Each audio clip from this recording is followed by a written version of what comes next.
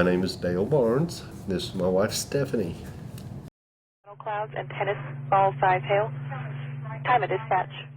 A lot of good people in this town, in this area, the whole four-state area. You could probably live 100 miles any direction from here and still have the same kind of people. Weather Services issued a tornado warning for western Jasper County until 6 p.m. The high school was having their graduation out at the college, and I guess it had just let out. People were scurrying home. National Weather Service just said there was some small rotation on the west side of Joplin, Black Cat, and 20th Street area.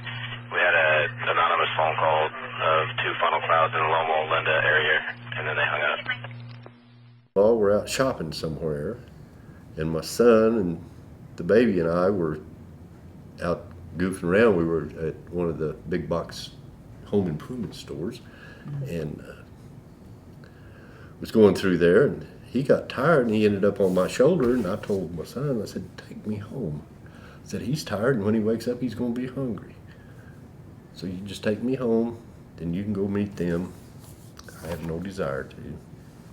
I had a caller reporting funnel cloud. He was standing out the sliding glass door when the leaves were swirling and starting to stick to the windows, and that's not a good sign. Heard the train.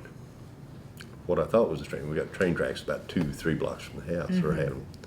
And I said, there's a train. You can hear the whistle in a minute. You listen for the whistle.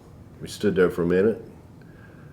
I said, no, it's getting louder, and it should have whistled at least once at either 15th, 20th, or at Connecticut. I said, let's go get somewhere. Let's go somewhere else. Further. I am in the. It's on the ground. 20 is the main line. So I went down the hallway, and I mean, it got dark. It was getting dark real quick. And I grabbed up her best comforter, wrapped him up in it.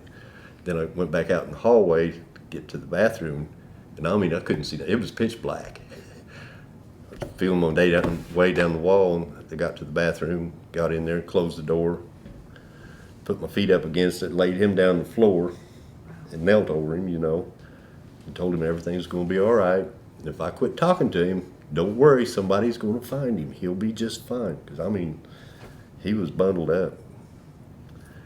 And I said, hey, it's going to get loud. And I'm not sure if I even remember when the roof come off. It just, I mean, it was noisy, very noisy.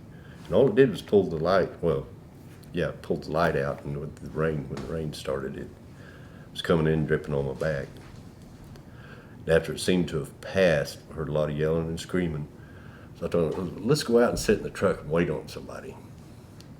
So picked him up, and we picked our way down the hallway. 345, still heavy debris in this area. Started out the back, got out to the patio, looked over at my truck, and there wasn't a window in it. And I said, this is not a good idea. And the rain was cold. Oh, it was cold. And he was starting to get fussy. And I said, let's go back to where at least we're out of the wind. And he agreed to it. So we went back in there and waited. Pretty soon his daddy showed up and asked if we were all right. I told him that hurt my feelings.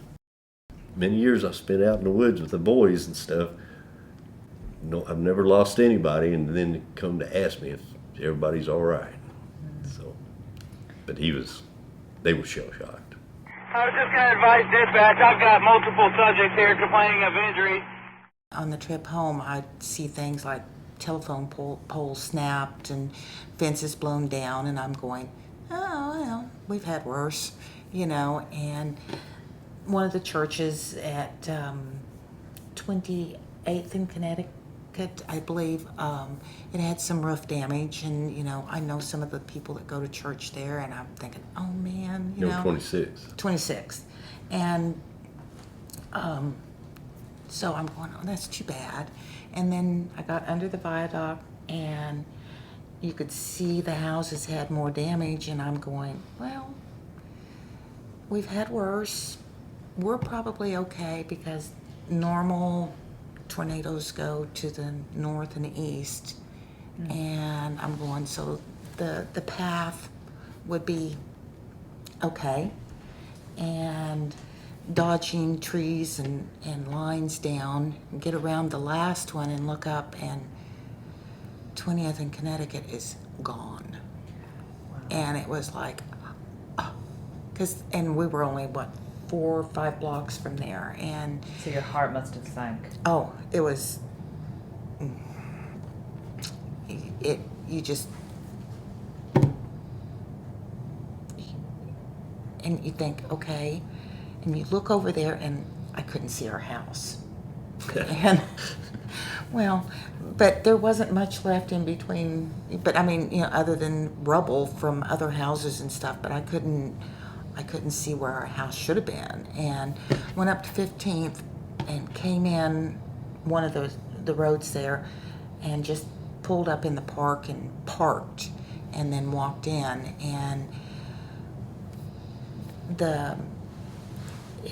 got around the corner of the house, and Tiffany was sitting in the 4Runner with Jameson and the pups, and I'm going, Dale and Jake, you know, and she said they're over pulling people out of the rubble.